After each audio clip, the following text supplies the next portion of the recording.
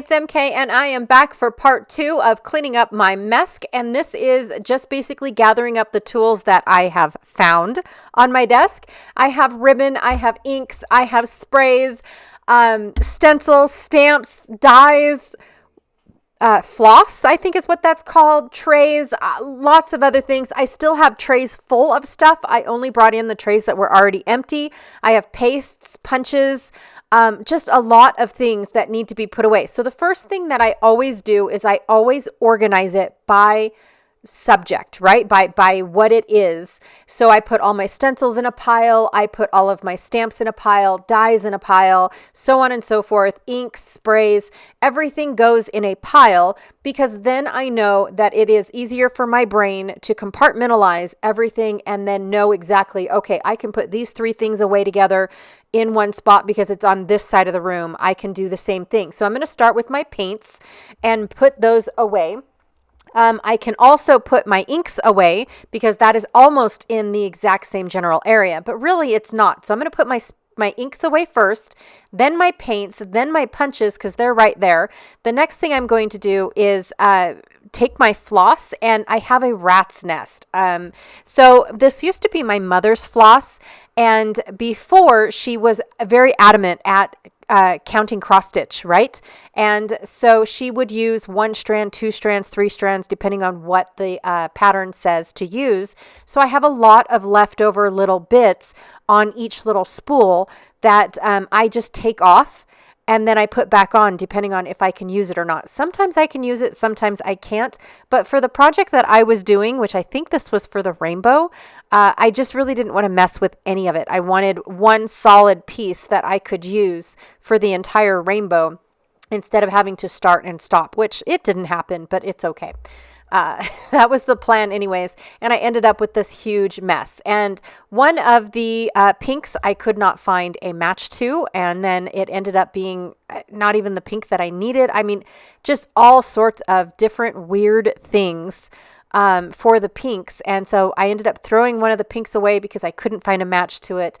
And then one of the pinks wasn't even one of the ones that were out. So I went ahead and I fixed that. Same with the yellow. And then of course the peach has a ton. I almost put it away though. Oh, I did put it away before I put the rest of the peach stuff away. But yeah, this is all that I do. I have all these little leftover pieces from my mom's previous projects.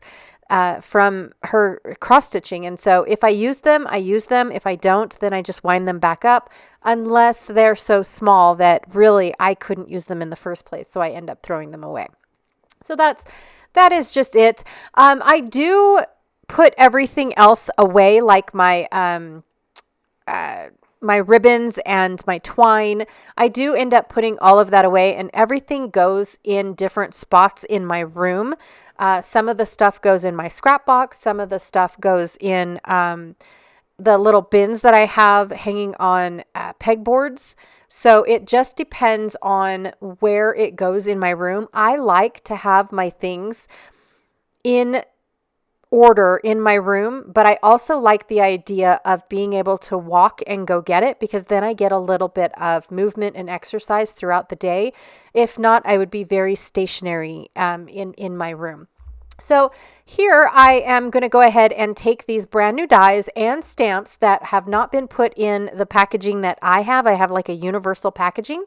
I'm going to go ahead and do that for you guys because these need to be put away. And I don't like putting my things away until I have them processed, I guess is the best word. And so for my dies, I usually put them on a magnet sheet, but because I haven't actually used them yet, I'm not going to pull out the magnet sheet just yet. And then I have these Stampin' Up! Die holders or envelopes.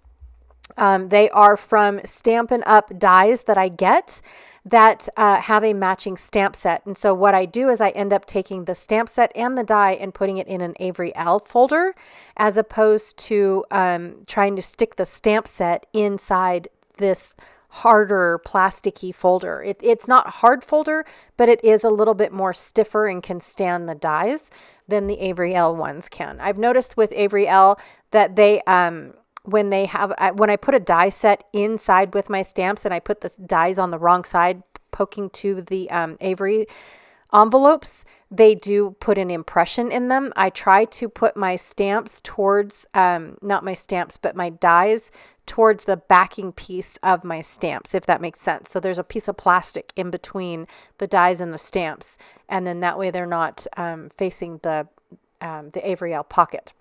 So for these specific dies, these ones, my first set was clearly smaller than the next two. And so I do need to cut these packaging up and whatnot. When I first started this process, all of my product was uber super old, like not even available anymore. And so I wasn't too worried about keeping the manufacturer's product packaging. Because for one, the manufacturer is not even in business anymore. I hate to say that, but yeah, some of them aren't even in business. And so, yes, I definitely just decided that I'm not going to keep the packaging, and I just have dies in a plastic envelope. That's not even the envelope that they came in. So that's on me, especially when you guys ask where I get specific things. I do apologize for making it harder to share the product with you guys. But I'm getting better at actually having the packaging with me still. But once I actually use, now these ones I have used, I don't know why I put them back on, but once I use a die set, I will put a sheet of magnet in there, and then they will sit on the magnet. These ones being black, I'm not sure if I'm going to like them being on a black magnet. I'm not really sure just yet. So here are my Avery Elle pockets. I buy them in sets of 3, and they've got a large, extra large, and a small, or a large, medium, and a small. No, I think it's large, extra large. Anyways, I'm not really sure. It's Amazon, and they come in a 3-pack, and there's 50 in each pack. And so I'm going to, I have leftovers of the medium ones, because I recently redid my stamps, and so I reduced the amount of stamps that I had. So I had a whole bunch of stamps left over, and then of course I had to take some of the stickers off, which was like the close to my heart name and number for their stamp sets. And I just kept it on there until I reused the envelope, like now. I do cut down the packaging. Again, it is something I've always only ever had close to my heart stamps. So I never felt the need to have a packaging.